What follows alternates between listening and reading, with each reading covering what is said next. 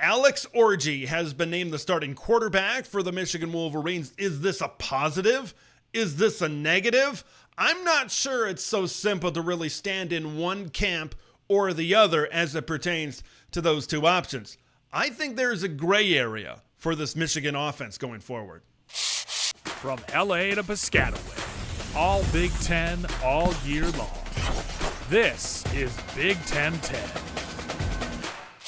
Before I get into Davis Warren and Alex Orji and the pros and cons of 10 and maize and blue taking over, we got to rewind in the time machine for just a little bit, because it is kind of perplexing that we find ourselves in this particular situation. It is kind of perplexing that Michigan did not go into the transfer portal and get a proven quarterback to try to lead this team. And this is not the first time I've mentioned it. It is because of that reason I believe Michigan might be the buyer in the spring transfer portal quarterback market. I know there were some questions as it pertains to Jim Harbaugh and J.J. McCarthy. Will they stay or will they go? They weren't staying.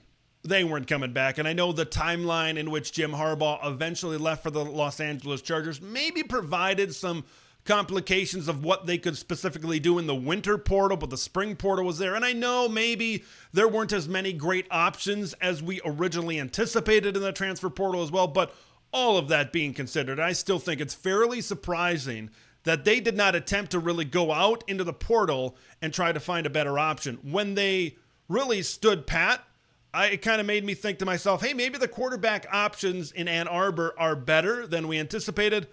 But look where we're sitting and look what we're talking about here right now. All right, let's dive into it. Before we can talk about Alex Orji, I think we got to talk about Davis Warren, because his inefficiency and his inability, maybe I should say, to take care of the football is to why I'm making this commentary right now, why I'm talking about Michigan football, why I'm talking about Alex Orji taking over, right? 6 interceptions in 3 games. Now, I mentioned gray areas. I mentioned maybe things aren't so simple, and it really starts with Davis Warren when you start talking about it, because there's been points, really, maybe not the Texas game, but the Fresno State game, and really the Arkansas State game, where I'm like, hey, he's making some good throws. This is an offense that's running the football, mixing in some play action. They're being fairly efficient, moving the football down the field, and it says, hey, maybe this thing can work. But when you turn the football over 3 times against Arkansas State, and those interceptions and those decisions were not good, and I think that's putting it kindly, a move has to be made. I don't care if you complete 20 out of 20 passes. Okay, when you turn the football over that many times, you're going to lose to just about every good team that you play on that particular on your schedule in a given season. So here we are. Davis Warren is now on the bench. Alex Orji, it is now your time to shine in Ann Arbor, Michigan. Now, before we get into maybe Alex's impact on the run game and the pass game, I think we kind of know what we're getting in Alex Orji, or at least the idea of what we're getting right now in Alex Orji, right? We haven't seen him throw a ton, but keep in mind that when he was playing high school football in Texas, junior year and senior year, he completed 52% of his passes. So I don't think Alex Orji has ever really been that efficient and accurate or great of a passer to begin with. You're putting Alex Orji in this Michigan offense to create more threats with his athleticism and the weapon that he is, which gets us right into our very first point. Let's talk about Alex Orji and really how he fits into this run game, first of all. I think what Michigan is trying to do by this move is push all of their chips to the table as it pertains to this run game.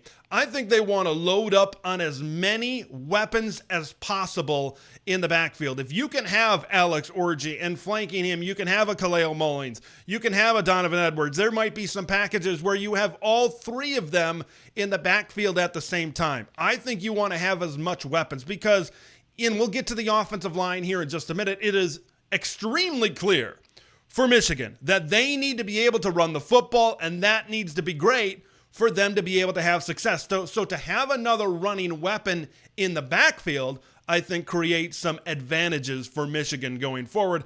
And then you talk about some run game diversity. You talk about power, you talk about ISO, you talk about some of these traditional running concepts that maybe you see out of a team like Michigan. Now, if you can maybe add some window dressing, you can add some misdirection, you can add some read stuff, you can add some RPOs. Now all of a sudden it's a little bit more unpredictable as it pertains to the run game, and then I think that opens up some things in the pass game, certainly going down the field as well. So being able to keep defenses off balance on certain running concepts, I think is something that Michigan could certainly play into their favor as well.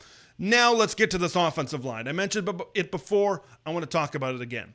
In all 3 games this season, I'm not saying it has happened every single snap. I'm not saying it has happened the whole entire game. But this offensive line, at times, in some games more than others, they've gotten blown off of the line of scrimmage. Right? And when you have a throw game with a guy like Davis Warren, a traditional drop back passer, it maybe provides some relief in that where, hey, sometimes you're pass blocking, other times you're run blocking, and there's a little bit more of a balance. Now you're going all in on the run game. Can Michigan's offensive line handle being able to be that type of line up front where they have to continuously road grade and road grade and road grade against some of these teams in the Big Ten that are going to have pretty good fronts? So that's a question I have. Maybe Michigan will improve over time, and then maybe this diversity in the run game with some read stuff will also help because, of course, you're blocking down and you're reading, some of these guys coming off either end of the line of scrimmage. So now it's about Alex making the right decision in the read game, and then, you're isolating that so you don't have to block that specific defender. It's about the reads, maybe instead of getting a hat on a hat and winning that battle at the line of scrimmage. So maybe that can help alleviate maybe some issues that they're having up front on the offensive line as well. Let's move on to his impact on the pass game. Look, let's call a spade a spade. This is going to be an extremely basic offense.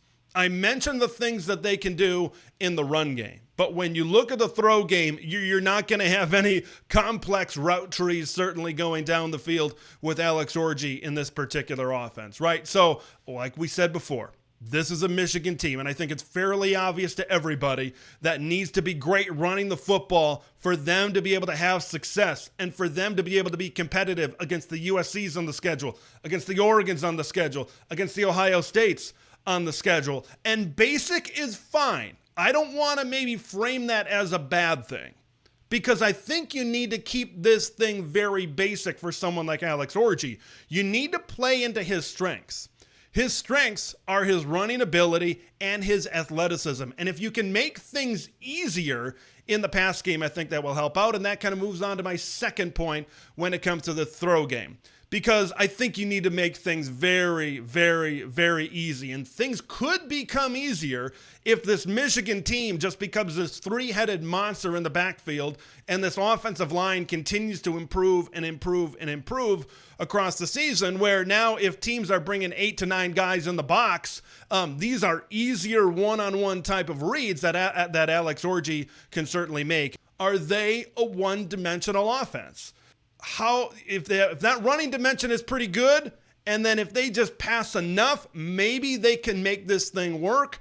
But I said this about the defensive game planning against this Michigan offense. With Alex Orji at quarterback, it becomes a lot more simpler, especially defending against the throw game, and you know exactly what you have to do. You know exactly what you have to do from a game plan perspective in bringing guys up to the line of scrimmage, containing the athleticism of Alex Orji and containing what this team certainly has. With the better passing option, of course, they wanted to have more of a balanced offense with Davis at that particular position. So leaning that much heavier into the run game and making things easier, as I mentioned before, for Alex in the throw game, maybe that will equal less turnovers, because I think when it comes for Alex, it's about protecting the football. That's why he is getting an opportunity, because Davis Warren could not protect the football. So if they can somehow circle their offense into that way where Alex provides a much more dynamic option in the run game and you have that many more weapons back there and you make things easier and simpler and a less chance of turnovers in the throw game, maybe this is a formula where everything can come together. I want to hear your thoughts on this. Do you think the change with Alex Orji becoming the quarterback now at Michigan is going to lead to an offense that will equal more success? Or is the lack of his throwing ability down the field going to stymie the progress for the Wolverines offensively? Leave all of your thoughts in the comments below. I'm Big Ten Ted. We will see you in the next one. Thanks for watching Big Ten Ted, where it's all Big Ten all year long. Make sure to like the video to spread the word of Big Ten Ted to the masses, and subscribe to the channel for updates on Big Ten content that drops every day.